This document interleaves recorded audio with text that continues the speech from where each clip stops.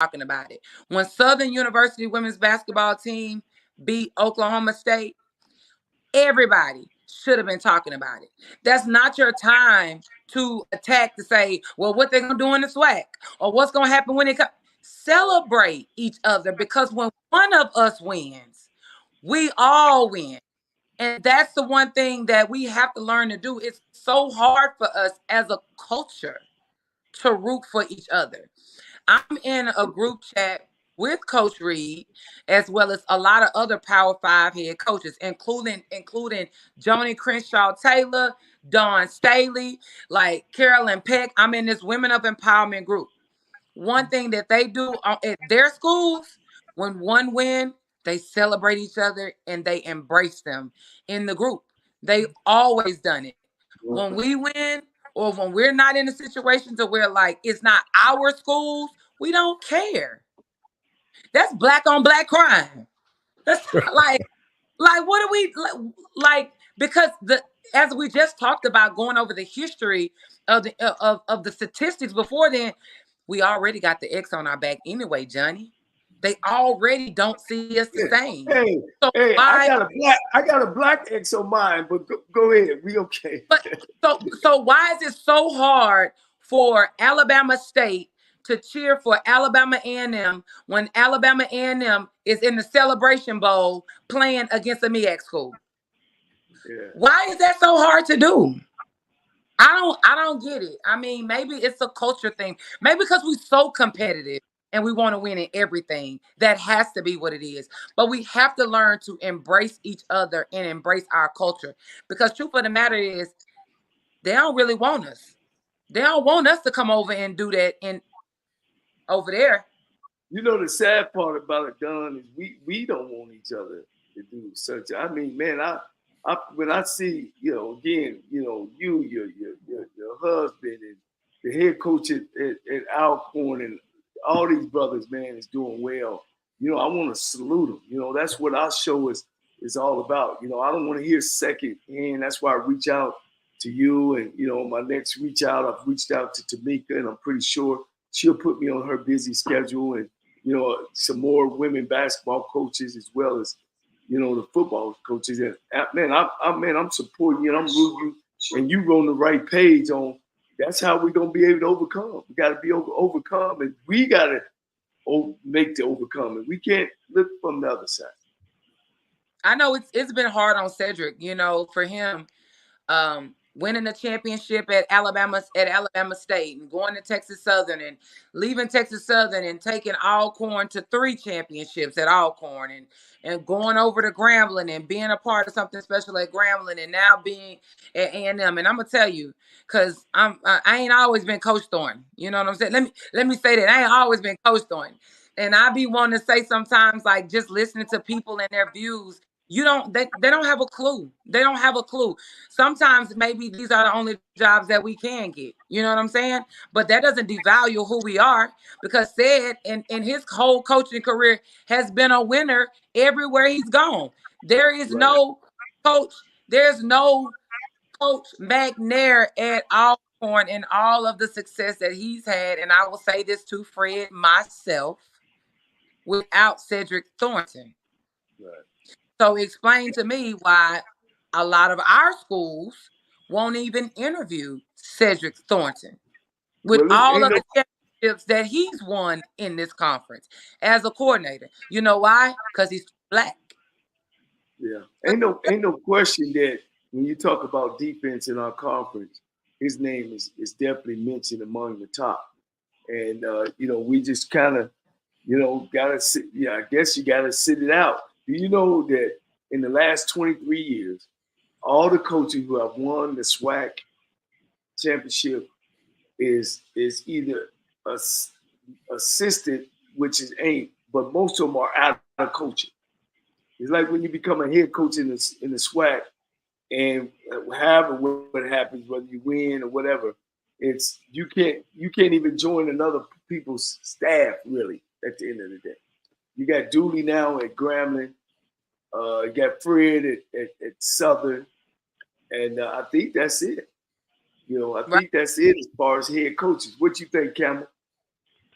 Yeah, I want to. First of all, I love the fact that Coach Thornton went to wife because, Coach, I applaud you for that because that's what a wife is supposed to do. Because you are a protector of your husband, and you see things that sometimes he can't see, and you got to say things that sometimes he can't say. So I have so much respect for you on that.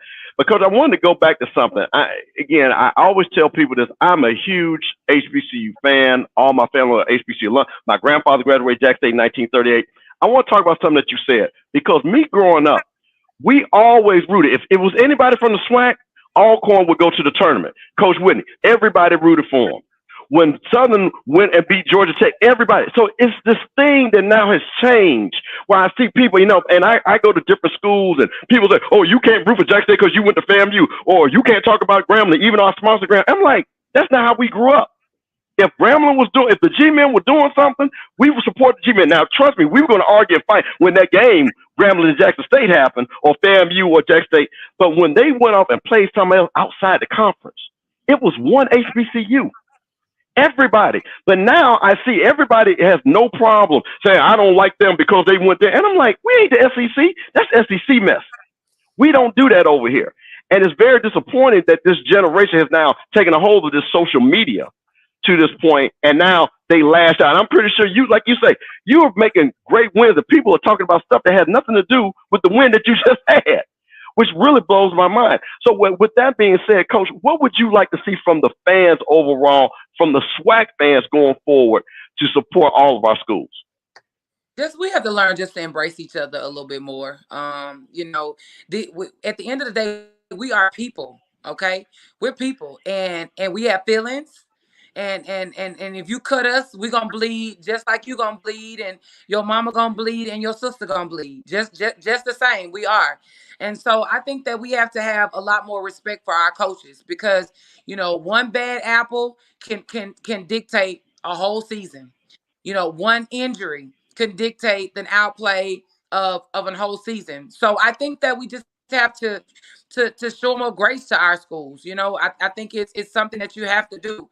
And a lot of people won't agree with me on that, and that's fine. You don't have to. A&M loves me. Shout out to the Bulldogs. Go Bulldogs. But Yeah. but it's a beautiful thing for us, and a lot of us, we don't do this for money. Being an HBCU coach, we don't do this for money. We do this because we love what we do and we have a passion, and we want to make all of our alums happy, and we want to recruit everybody cousin and all of that, all them text messages that they get, like everybody, I get all of them. But at the end of the day, I really want us to be in a situation to where we can learn to embrace each other as a whole. I think back in the day, we were all that. We knew. See, when we knew that other people did not like us, did not want us at the table, did not want us in rooms, did not give us a voice to speak, it was easy for us to stick together because we all we got, we all we need. But now you give us a little bit more, you can say a little bit more. You can, say what you mean and mean what you say. We talk a little bit more, and we don't mind stepping on each other sometimes to make our point be made. And I think Coach that Coach Thornton, I want to ask you a quick question. I'm from Waco, Texas, and I want to know, did you coach Boothie, Candace Thomas at Prairie View A&M? Boothie was under Cynthia Cooper. So when Boothie was graduating, was my first year coming in. Okay. Boothie coached my daughter at MCC, where she's now the head coach and won her conference. Beg your pardon? She coached your daughter? Yeah, Riel Millers. She played at MCC for Boothie, and coach, she used up all her eligibility, so she ain't got nothing now. But now Boothie is the head coach at MCC right now, and she just won the conference over at the JUCO. I forget the name of the conference, but it's the one with MCC, Graceland, Collin County. Region, yeah, I'm sure you know. So yeah, Coach, go ahead, Coach. You came back in 2010. I started in 81. How much history do you know about women's basketball? I was asked the question: had we had any top-notch coaches. You know, I knew back in the day, I knew Jackie Walker at Alcorn State. You give me your, you know, and you grew up, you grew up from, where you from? Jackson, Mississippi. Shout out to Jackson, Mississippi. Coach, what part of Jackie? Wait, hold on. What part of Jackie you from, Coach? What part? 601 Callaway High School. I was raised right off Northside Drive. Oh, see, that's a North Side Rider. See, that's North Jackson in the house. So we okay. I'm sorry, Coach. That was North Jackson here. We just at the bond right there. Okay, Coach. This North Side. Is you drive over here? So that's okay. That's good. Okay, Coach. I'm sorry, Coach. I'm using the wrong name. It's Shirley Walker. Shirley Walker. Because Jackie Walker is the outstanding track coach at Prairie View. So I've been around a long time. Did you know about those coaches coming up? What made you choose Jackson State for a player? Did you know about swag ball? Swag ball. True. My dad was the radio announcer for Mississippi Valley when Jerry Rice and Willie Totten was playing there. So when I tell you I'm swag, who is swag if I ain't swag? Like I'm swag. So my dad again was the voice of Mississippi Valley sports. So I've been around it for a long time. Shirley Walker did have an opportunity to recruit me. She did recruit me heavily out of high school. I just couldn't see myself going to the reservation. I'm a little city girl, and that was a little bit far from me, and it wasn't nowhere kind of remotely around any of that area. So I just, if I had to do it, was you recruited by any PWIs? Southern Miss, Southern Miss recruited me. UAB recruited me out of high school, and Louisiana Tech. I had about 4 or 5 offers, right? I tore my ACL in the 10th grade. I had a slew of offers in the 11th grade and tore my ACL in the 12th grade, the first game. And all of the offers went away. All of them. All of them. So I'm a product of a JUCO. I did 2 years at JUCO. Left junior college, and Denise Taylor, it was between Jackson State and Norfolk State, and I wanted to go back home, and it's the best decision that I could have ever done. I love my Tiger family. I love Jackson State. I bleed blue and white. I am through and through. But I really, Shirley Walker was one of the greats. Frida Jackson, Alabama State. Come on. Alabama State. Yes, sir. Yes. Denise Taylor, Coach T. Denise. I'm glad you said that. Now I got to take some flowers out for my Denise Taylor, Texas Southern graduate over there walking. Give me two minutes about how Denise touched you, how she was able to win 5 Rocky championships. She goes back to our university to try to get the head job, and they say that since she's been out of the game, she can't coach the game anymore. But can you elaborate on Denise Taylor and her style and her philosophy? Because she also was one of the first coaches to go to the WNBA and be a head coach, right? I was just gonna talk about that. Yeah, she coached. Go ahead. Yeah, so Coach Taylor is very special to me. I can honestly say that she gave me a chance out of junior college to be a part of something special, to be a part of a winning program. They were winning championships before I got there. We won championships while I was there. And she was honestly, she was a real diva. Coach T would be on the sideline with some orange lipstick on and some orange eyeshadow, and my girl was fly. She was fly in the WNBA. And I'm going to tell you something. I ain't never said this before. And you tell her I said this. And those who listen that know. A lot of my swag, when I put my clothes on, I think about Coach Taylor, because she was popping tags in the dressing room every game, putting on new clothes. You know what I'm saying? I was a flag girl. Be quiet. Who is DJ Soldier telling all my business? God, dog. Hey, Doug, I told you that. This the #1 HBCU program. We bring the real folks on. Hey, I still got my skills too, for sure though. But I used to be a flag girl, Johnnie. God, dog. But Taylor was very, very, very instrumental in my life and being a part of me as a coach. She didn't play. She was very, very, very tough on us. and had a no nonsense type of personality, and she ran her program just like that. But she had this charismatic spirit where she could get whatever she wanted, whenever room she walked in. When she walked in, everybody knew who she was. And I watched the way I study people. I watch people a lot. And just the way that she can walk in a room and take over a room so gracefully, but she can pull your ass to the side and rip you a new one to like just real quick. And I got a lot of respect and love for her. But going back to what we talked about before then, how do you have a woman that's so successful in the WNBA, win 5 championships at Jackson State, and then can't get a job coaching anymore? Right. Well, like, I was pretty upset at my alma mater. They did give her an interview, but I just didn't think it. Then, of course, we have now who we have, and I'm cheering for her, but right now she's off to a bad start. So hopefully she can turn it around. Did you know the head coach at Texas Southern back in the day? Who? The head women's basketball coach. When Denise played, or after that? No, the lady that's the head coach now at Texas Southern. Oh, Coach Ski. Yeah, she's an Alcorn graduate. Yeah, she's Alcorn State. Yeah, she's Alcorn State. Yeah. Hey, Coach Thornton. Go ahead. Coach Thornton, I just wanted to ask you this question.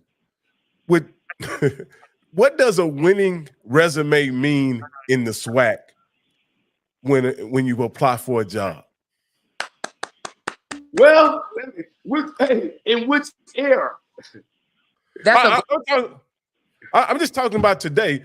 We just went through a cycle. That's the problem. That's one of our problems.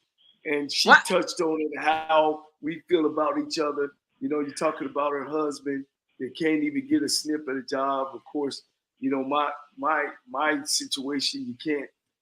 I guess it don't mean nothing, Coach. But I gotta ask you a question. Rock, you asked me that? Yeah. Rock, I ain't come here for no mess, and y'all got me in the middle of all this mess around here. Y'all wanted a real one, and I guess stop asking me to talk, please. This is it, Johnny. I ain't doing it no more, because I'm gonna tell the truth, and I'm just gonna drop the mic, and I'm gonna just be done. Okay? So here's the thing. You talk about a winning resume as a head coach, but how difficult is it for you to really obtain a lot of success when the first 10 games of your conference, you got to go and play all the PWIs to go bring the check to take care of the soccer team and the volleyball? So if I have to start my season off, I played 13 games in the preseason this past year, right? And in those 13 games, there's a certain dollar amount that I'm responsible for bringing back to the athletic department. Right. So realistically speaking, Johnny, you've been a coach. How many of those games where they're cutting me a check am I supposed to win? Right. 0. Well, you want me to have a perfect game and to beat them. You really do. But on paper, it's not designed to do that.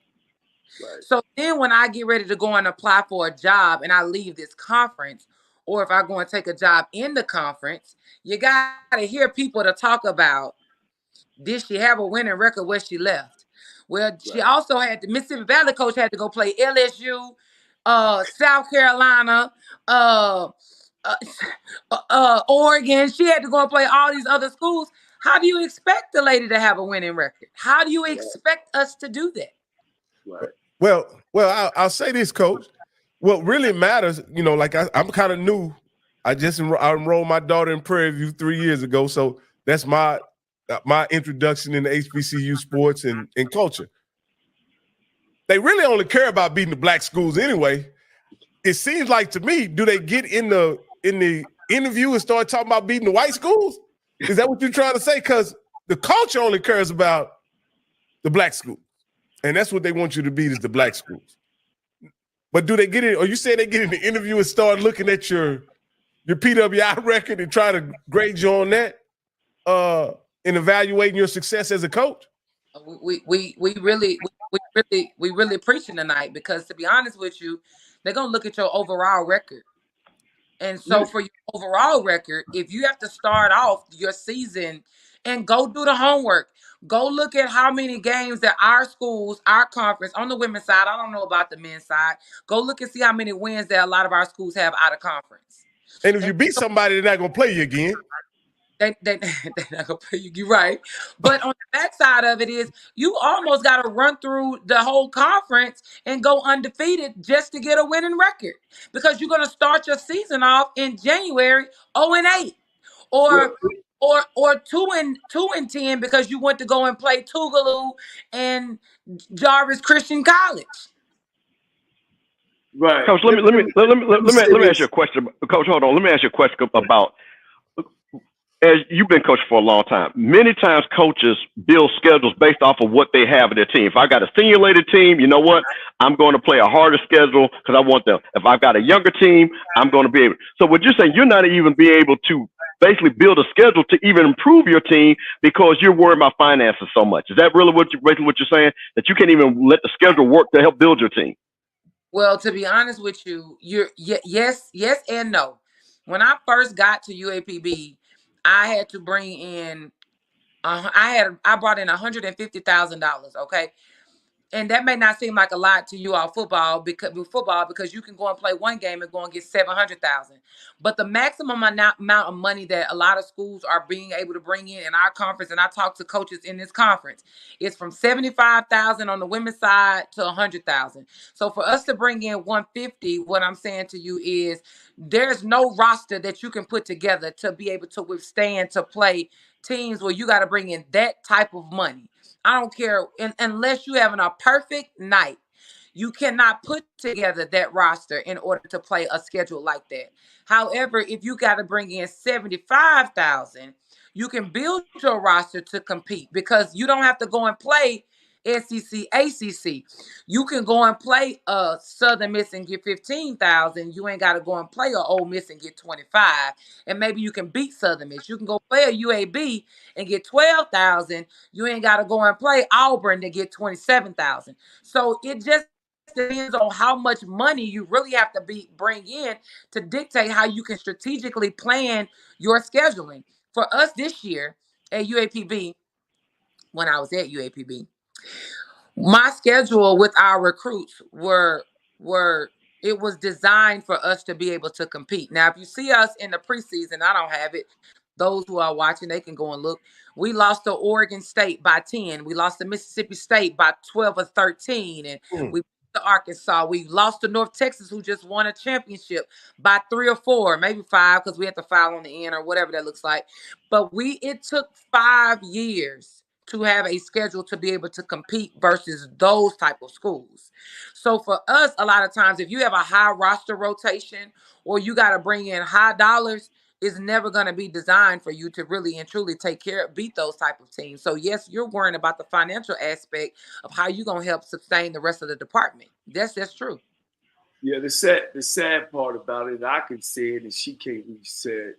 These athletic directors are actually piggybacking off of these coaches and putting them in those situations when they themselves should be going to have fundraisers. Yeah, it's true that the bottom PWI schools do play the major schools, but they don't play 10 of them. And in basketball, it's a shame that, especially men's swag basketball, because I played, they start off either 0-10, they might get a win here or there, they might start 2-8. But it's always they digging out the hole before they start playing conference play, and that's just it shouldn't be right. It's not right, but they should be going to raise those funds and not putting their basketball programs in those situations. So I can see that. Honey, I hate to cut you off, but I do have to give flowers and respect where it is due. However, at Alabama A&M University with Dr. Paul A. Bryant as my athletic director, that AD told me, my AD told me, I need you to focus on winning games and I'm going to raise the money. There you So go. Watch that now. And that's for homeboy. That's for homeboy in Ohio. So everything that y'all just said don't apply to you. It don't apply to me. So why everybody talking about it was a lateral move? It don't apply to me. well, let me ask you this. I want to kind of change gears a bit and talk about another woman coach that is okay. If you're familiar with Sydney Carter, who is the assistant coach at the University of Texas, she's a fashionista, whatever that word is. She's fashionable, right? Mm-hmm. Now, Coach Cole says that fashion is one of your calling cards and one of your signatures as well. What did you think about her response to the criticism that she had with some of the outfit choices that she made during the tournament? I think she definitely and had to understand that it's okay to be different. It's okay to be outside of the box. It's really okay to be outside of the box. It's 2024. We're not coaching back in the 90s and the 80s when everybody wore a black suit, a gray suit, a brown suit, blue suit. That's not the day and age that we're in. And as coaches, as long as it's respectful, as long as you can embrace it and you can wear it and it's not a distraction to the game. When you're talking about what the fans looking at behind us, y'all. We're talking about not a distraction to the game. You got to embrace it. And I thought that she's done a phenomenal job of using her platform to show that it is okay to be a fashionista on the sideline. Oh, that's the word right there. Yeah, you said it right. It's okay to be a fashionista. It's okay to embrace who you are and what you bring to this game, because she adds a lot of value to this game by the way that she dresses. A lot of times, honestly, because I like to think that I've been doing this for a minute as well. And I ain't trying to, those who know. Those who know. But she has allowed me, she's pushed me out of the box. And I like it because I've been a diva for a very long time. I've been the diva coach for a long time. But she's amplified that divaism, if that's a word, for me to be able to be outside of the box a little bit more. So I really appreciate what she's done and how she's allowed the game to grow. Now this guy says Kim Mulkey does the same thing with her. That's a new thing for Kim Mulkey. I grew up in Waco. I lived here most of my life. That ain't what she always did. I think that's some Bourbon Street new stuff that she's at LSU. That's not always what she did at Baylor. She has like a designer there. I talked to somebody that's kind of close to her. There's a boutique there in Baton Rouge that. Okay. So what you see is their brand. That's why everything is sparkly, and that's their brand. They've done that for her. Absolutely. Well, Coach, we really had a great time talking to you, and you held on with us for better than an hour. I'll make sure Coach Cole puts that NIL check in the mail. But Coach, is there anything you'd like to say before you get out of here? I just want to say thank you, and if Bishop Campbell, Coach Cole would like to say anything as well. Hey, Rocky, I'm sorry. We forgot to ask one question because Coach Miss Thornton, I know said you're gonna be like, boy, you let my wife on. This cat here in the middle, Bishop Campbell. We had our Caitlin talk. How do you feel about still going to the NBA? Say that one more time. I'm sorry. Say that one more time. Caitlin. How successful do you think she'll be in the NBA? I think that's what Coach Cole is asking. How do you think she's going to be in the NBA? I think she's about to change the game in the WNBA also. There's no doubt in my mind that young woman has competed on a high level every single night.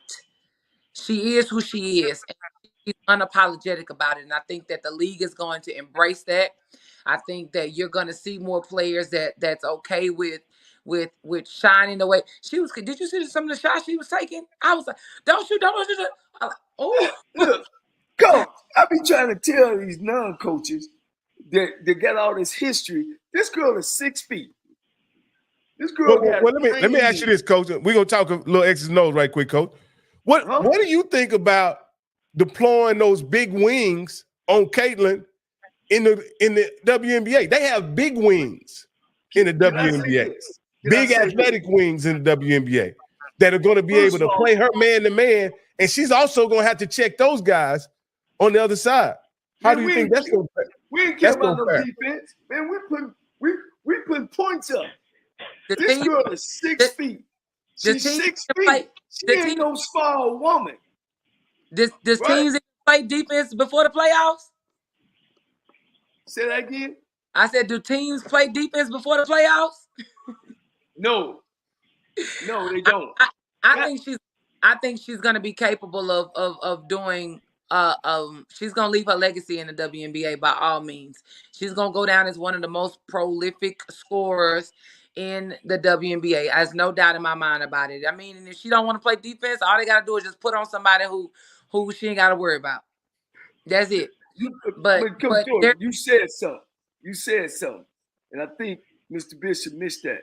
You said even in the NBA, they gonna really start playing defense to the playoffs. No, they don't. They're gonna let her. Now, Coach, wait a minute, Coach. Let me give you context to the question. See, Coach Cole is being disingenuous. Okay. What happened was I don't know if you saw it, but the Phoenix Mercury has put out. You know, everybody's putting out the schedules, right? And there's a picture where they have Diana Taurasi, and it says the GOAT versus the Rook. Okay. That is a clear shot at Caitlin Clark. And Diana Taurasi has already stated that there's levels to this. And what I told Coach, I said that UConn crew is put a bullseye on that girl, because when you start talking about people, and Coach, you are in this business, so you know what I'm saying. When you start saying somebody is the GOAT that has not won a championship, and then you've got Breanna Stewart, Maya Moore, Diana Taurasi, who are on the GOAT level. Those girls have a group chat too, Coach. Do not think that those UConn girls don't have a group chat and say, okay, we're going to show. And it's Coach, you understand, it's a pride thing. It is a pride thing. It is a sorority. It is a family. So what I was telling Coach is that when I saw that, I said, Coach, Taurasi might drop 40 on her, just to let her know, to say, hey, there's love. And she said that there's love. Breanna Stewart is going to make sure she's going to catch some of these hands. You know what I'm saying? So that's what we were talking about, Coach. So I think she's going to be great. But I think that a lot of these WNBA players are going to say, hey, listen, it's not going to be easy in this league. There's only 144 players. Well, she's gonna do her time now. Let's. Kobe did the same thing, right? You know, Mike did it to Kobe when Kobe first got in the league, when Mike was still there. So that she's going to do her time. Don't get me wrong. Coach, speak. But I think that she's going to embrace it because she wants to go down as one of the best scorers in history. I definitely believe that she plays with a chip on her shoulder. There are many that were before her that's going to be great, and there's going to be many that's going to be great after her. But it's kind of like, you know, back in you talking about who's better, Kobe or LeBron, and you know, like it's going to be great regardless, you know. And I think it's just whatever your personal preference is. Do you like a flashy person? Do you not? I mean, whatever. And I don't know. Everybody has their own preference, but I definitely think that she's going to go down in our women's game as one of the greatest of all times as well. I definitely. Because she got an assist game as well. She sees the floor as well.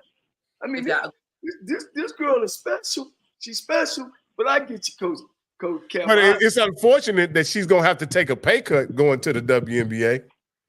Yeah, no, $70,000. Jesus, she can go overseas and make $1 million easy. She probably go over there after the season, right? And she will. Yeah, that's where you make the big bucks at.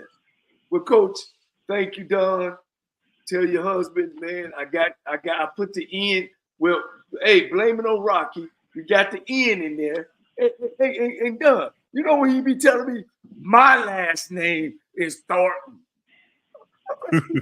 Last name is Thornton. You know, like that's his name. You know what I'm saying? And I wish well for you. Wait a minute. That's his what? That's his. He says that's his last name. My last name is Thornton. I'm like, well, I'm talking to your wife. My last name is Thornton. You left out the N. I said, okay. We will get that right and spell your last name. Not your wife's, but your last name. I get it. When you get married, you become one. And so what's yours is mine. So it's mine now. We won. It's mine. Hey, so I made sure when we made the correction, I sent it to him first. And you know what? I didn't even I didn't even catch it either. Oh, wow. Wow. Well, when you talk to Tamika, you tell Tamika, Cole ain't got to chase you down. Now, we don't met with Obama and these folks is stepping ground, but I got to get on the list. I'll make sure I let her know. Thank you very much. And we'll be talking with you and we'll be watching you all the way. Appreciate y'all. Thank you. Thank you for your time, Coach. Thanks, Coach. Woo! Let me put us back up. That was a good one. Coach, that was big time, Coach. That was big time. You came through with another one, Coach. Thank you so much for using your contacts and your wife. See, Coach, you know coaches through Coach Thornton, you were able to connect with his wife, Coach. Man, you got a network that don't never end, Coach. It just goes and goes and goes and goes, Coach.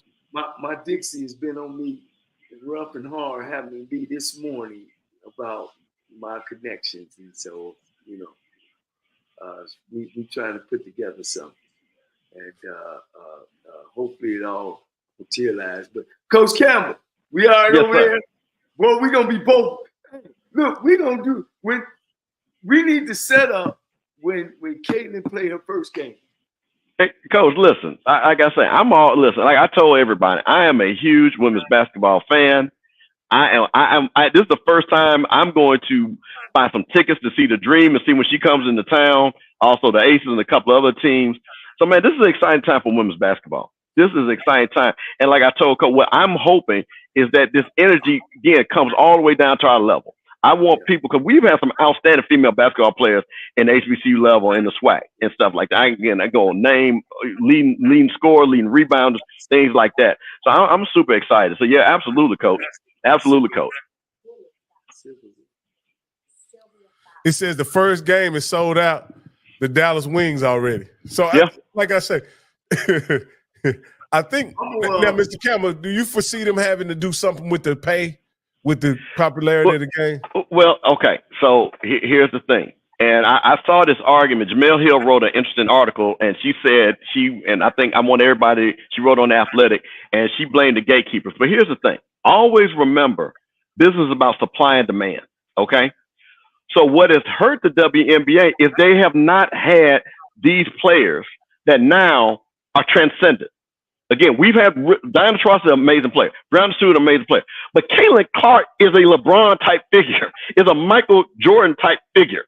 You got to understand something. Think about, and this goes back, and Coach, you're going to remember this. The highest rated NCAA basketball game on the men's side is Magic Johnson versus Larry Bird, okay? What you had for Caitlin Clark, she did it 2 years in a row. She had the black girl LSU team the first year, and she had the black girl team, South Carolina, the second year. White people love that. That makes a lot of money. And we have to be honest about the racial dynamics that play into who Caitlin Clark is. Not only her skill. Larry Bird wasn't only Larry Bird because he was skilled. So she brings that dynamic, but also the skill. So what's going to happen now is, and what I hope the WNBA players do, and make sure that when these arenas are filled, when these TV ratings go up, that whenever their next contract is, that they say, hey, now we got to get paid. But again, now what you know what you got to do? You got to keep it going. So the Jujus, the Hannah Hidalgos, the Malaysia Falales, and those girls that are coming up, those girls got to carry the torch now because they got to keep it exciting. So that's the thing about it. They have to keep building off of this because you can't have a flash in the pan where you just got one girl, Caitlin Clark, and then everybody else I'm not going to watch. Because storylines are built because you're playing against somebody. That's why I was talking about with Coach. That story, Diana Taurasi versus Caitlin Clark, that they already say that's what basketball is about. One-on-one competition. You got the ball, I got the ball. Come on, you got to guard me. Well, I'm gonna call you out. Let me ask you this, Coach Campbell. I always thought the problem with women's basketball is that the stars of the collegiate game was always the coaches, right? In the women's games, the stars were the coaches. They never never promoted the players like they have with Caitlin Clark. Like, again, there was a white girl a few years ago that put up points just like Caitlin Clark. I can't think of her name, but she was out west somewhere. Out Oregon, maybe? Was she at Oregon? Well, Sabrina Ionescu. But you remember, but see, so let me real quick. I don't want to cut you off, but they tried to do the hype train. But remember, Sabrina, because she had all the NBA players behind and everything, but she was playing during the COVID year, and that's what killed her momentum. Because she was going into the COVID year. So that's what happened to Sabrina Ionescu. That's why, again, you see the NBA, that's why they had the 3-point contest with her and Steph Curry, because they're trying to do the same thing with her, again, to raise these players up. So I just want to put that out there. That's what happened with her. Yeah, because I remember that, but it just seemed like it never caught on. I just hope they allow the players to be the stars in the game moving forward. And Gino and Kim and Don, they're great personalities, whatever, but they don't play the game. To start promoting the players, well, I believe will help the WNBA moving forward. Same way that they used to do with Cynthia Holtzclaw and Candace Parker and the girls of that ilk, you know, and there could be tremendous anticipation with this crop of women that's going to be going to the NBA in the next few years. Well, man, I look forward to WNBA. And we look forward to Texas Southern had a spring football game. Okay. Heard that the defensive line and offensive line played well. Quarterback could be better. They felt that the wide receivers can take it off the top, get deep quick. The secondary was okay, and the way they sound is shoot, man. But when you look at the West Side, am I changing something? No, you're good. Okay. When you look at the West Side, you had Texas Southern new coach, Alcorn State new coach, Grambling new coach, Southern new coach, Prairie View second-year coach, Pine Bluff second-year coach. So really, it's a toss-up. It's up in the air. You know what I'm saying? When you look at the East Side, of course, Maynard's established. He's the grandfather now. We got Valley, got a second-year coach. Alabama State, third-year coach. Bethune-Cookman, second-year coach. And, of course, Florida A&M, first-year coach. So, you got a lot of newness, really when you as a whole on the conference. But it's a toss-up on the West Side. When you really look at it, who really been dominated out of that side over there?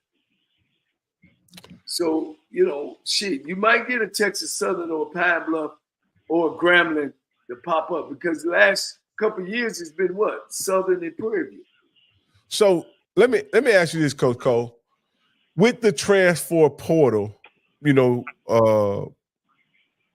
it's being open here shortly. Do you believe that a team could change their fate between now and the fall through the transfer portal? Coach, without a doubt. It's no question. That's the new thing. Back when we were at Alabama State in 2000, they hadn't had a winning season in 9 years, Rocky. Matter of fact, it was almost 10 years before they won a championship. We went out and signed 20 junior college players back then. Wow. 20. And we won the East Division. Matter of fact, we tied with Alabama A&M our first year. So do I believe it? Done it. Done it. Okay. And so, yes. And I think that in this day and time, this is the microwave time. It's what have you done for me lately, Campbell? It's look, I ain't got time to be built. We want it now. You know what I'm saying? They ain't waiting around for you to build no program.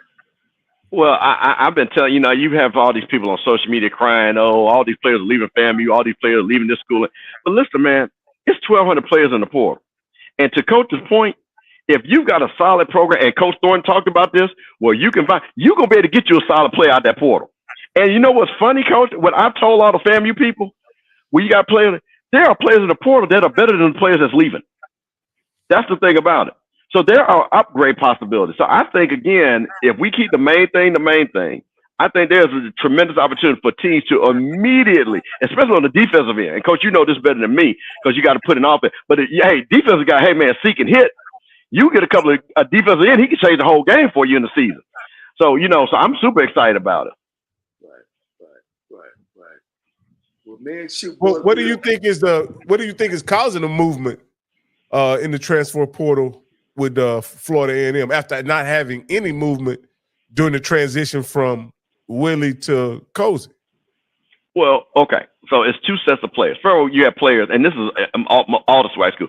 If a player didn't play, he's getting in the portal. Okay, that's the majority of our players.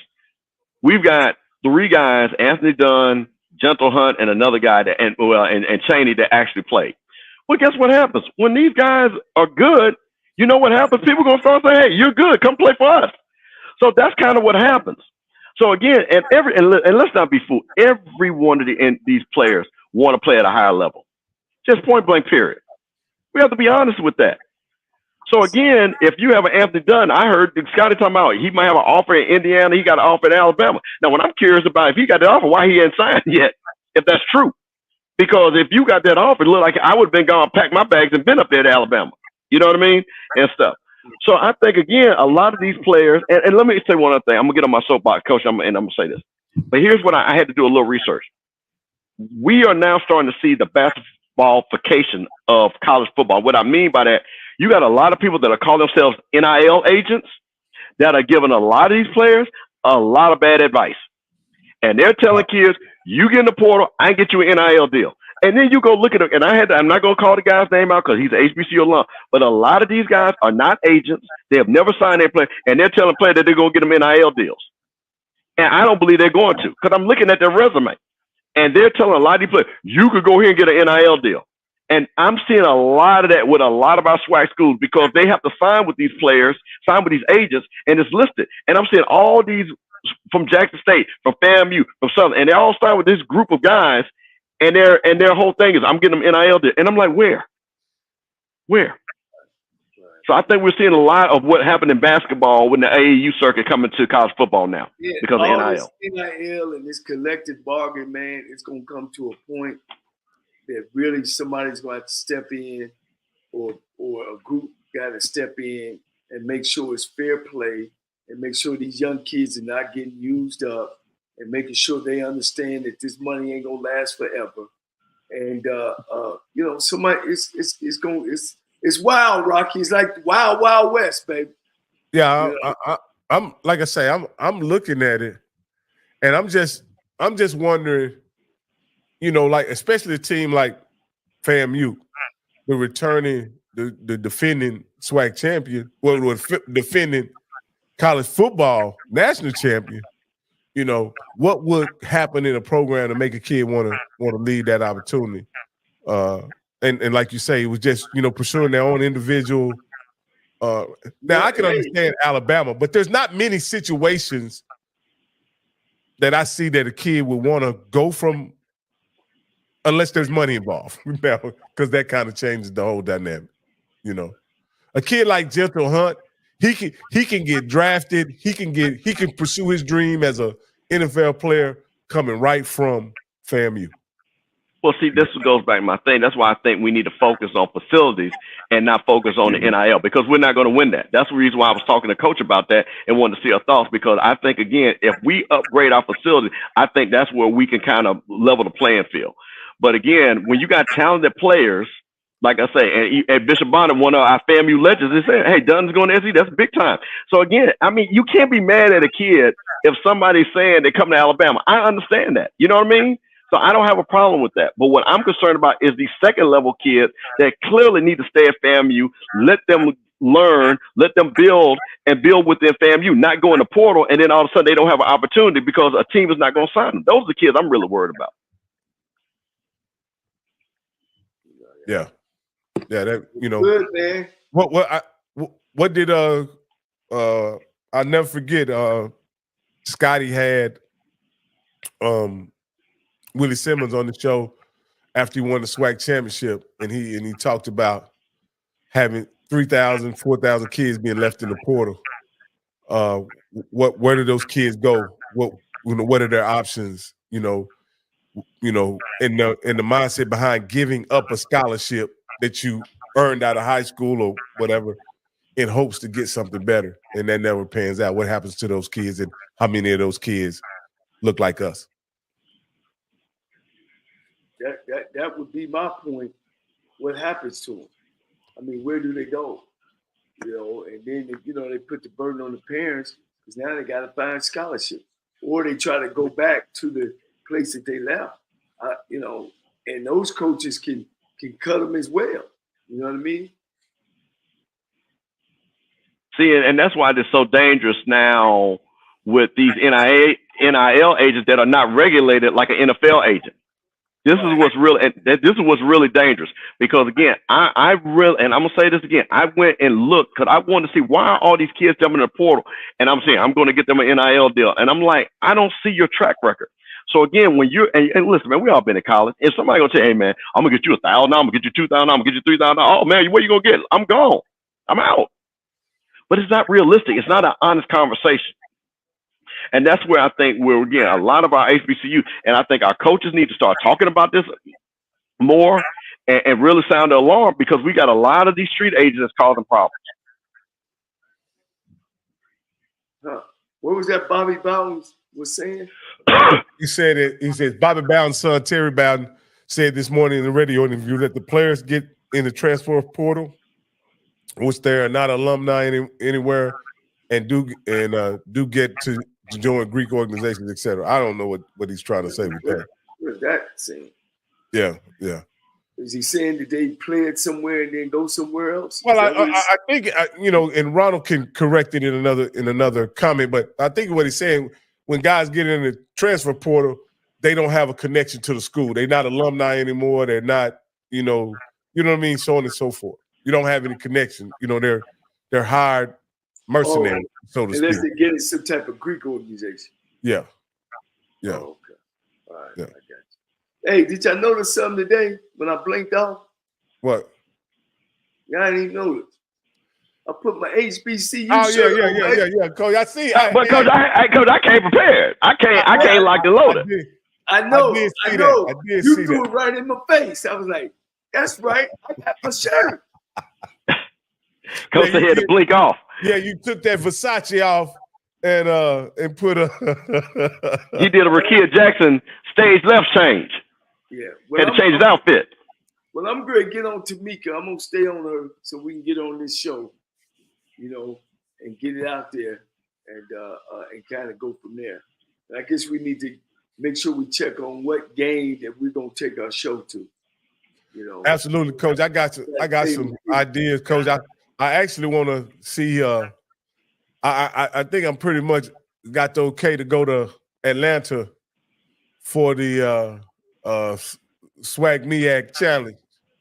Now we got to make sure, though, guys. Is Florida A&M playing in that? Yeah, we're playing Norfolk State. Okay. MEAC Swag Challenge. We got to get our stuff in to get past. Yeah. And we need to be doing that. Can you do that, Camel? Make sure that happens for Florida A&M. We'll need both teams. Yeah, I'll hit Josh to see but I think we got to talk to John Grant actually because John Grant runs the MEAC Swag Challenge. So we probably have to talk to John Grant. If you know who the contacts are and who the who the communication director of that event, I definitely would like to go. That'll be a great way to start the football season to see Alabama State and Andrew Body take on. No. That's down in Miami. Oh, okay, yeah. Now you trying to go Miami? I'm talking about family. Yeah. Who throws the game? Who's over the game? The same organization that does the Celebration Bowl. Oh, okay. I know exactly the lady we need to send our stuff to. Yep. The same thing. And that's why a lot of people don't understand why they don't have classics in Atlanta anymore because there's a blackout, 60-day blackout period in the back of that game and in the front of the Celebration Bowl, which basically doesn't allow to have an HBCU classic in Atlanta anymore. Well, we got to get our passes for that so we can do a sideline deal and then we go up top. All right, let's do it. Plus, we're getting a suite anyway, so Coach, we're gonna be good either way. We were Bishop Campbell. That's right. That's what we do, baby. Strike, and strike again. Absolutely. Hey, man, it's been great. Talking about don't smile. Hey, don't smile too hard. I gotta get ready for my big game tomorrow at 4:00. with my 10, 11-year-olds. We ready to roll. We put a jump, in small basketball, Pop Warner. I know Youth basketball, yeah. You can't press. Right. So I put me a 1-3-1 in. So as soon as they cross over that half court, we gonna trap. And I've been working on. We worked on it for 2 days, baby. We ready to roll. Hey! You're not trying to win the game, are you? Not really. Coach right here doing a Rick Pitino 1-3-1 jumping trap. Come on, Coach. Yeah, running jump. That was famous at Kentucky. Come on, Coach. You Rick Pitino on these kids. What you try to guide it? You try to steer him into that dead man's corner over there? Hey, I'm trying to get so far ahead of the team, I can play those non-players. It's a league that everybody got to play. So, hey man, this is the second donation from a man, Swag Fan. We want to appreciate the donation, man. It all goes toward a really, really good cause, man. Thank you so much, Swag Fan 100. And when we got to do better, Campbell and me too, we got to tell these people to subscribe to our channel. Right? Absolutely. Yeah. Absolutely. Yeah. We got to do that. Okay. All right, Coach, you take us out of here, man. Man, as I always say, man, when you feel yourself at the end of the road, don't do nothing to yourself. Just tie a knot and hold on tight, because ain't nobody bad like you.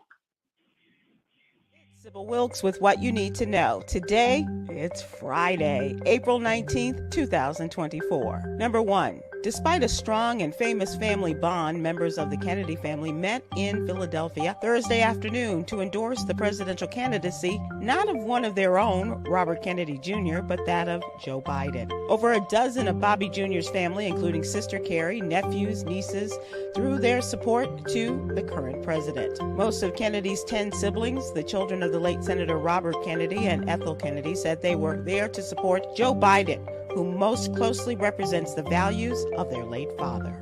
Number 2, soaring housing costs in U.S. cities are making it challenging for FBI agents to afford a living. A survey revealed most agents struggle to manage finances on their current salaries. The Agents Association is advocating for a $165 million pilot program in the 2025 budget to support agents with housing expenses. Number 3, as misinformation and myths about sexually transmitted diseases like herpes swirls online, it's important to know how it's transmitted and what puts you at risk. What is herpes? This common viral infection caused by 2 different but similar viruses, herpes simplex virus type 1 or HSV1 and herpes simplex virus 2, HSV2. Read more about the sexually transmitted disease in today's health update. Number 4, according to the New York Times, the Supreme Court has allowed a ban in Idaho to be enforced on gender-affirming treatment for minors. The Idaho law, passed by the state's Republican-controlled legislature, makes it a felony for doctors to provide transgender medical care for minors, including hormone treatment. This law bans puberty blockers, hormone-related therapy, and certain surgeries. Idaho doctors who prescribe these treatments to transgender youth could face up to 10 years in prison. Number 5, famed drummer and baker Ralph Roll is the owner of Soul Snacks Cookies, a black-owned cookie shop in the Bronx, New York. Roll has crafted recipes for delicious baked treats for nearly 30 years, and those treats have customers, including celebrities like television host Whoopi Goldberg and Robin Roberts raving about them. Here's your daily inspiration from Yogi's Jewels. Life is a series of choices. Let's choose to be consistent, which turns into a habit and then a lifestyle. I'm Sybil Wilkes. Be informed, be empowered.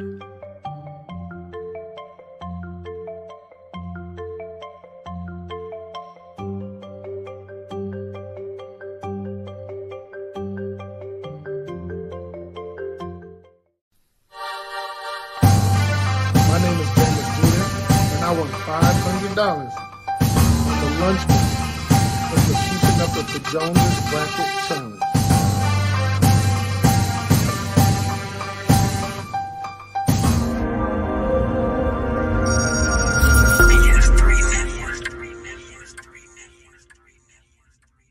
BS3 Network, changing the way you watch TV.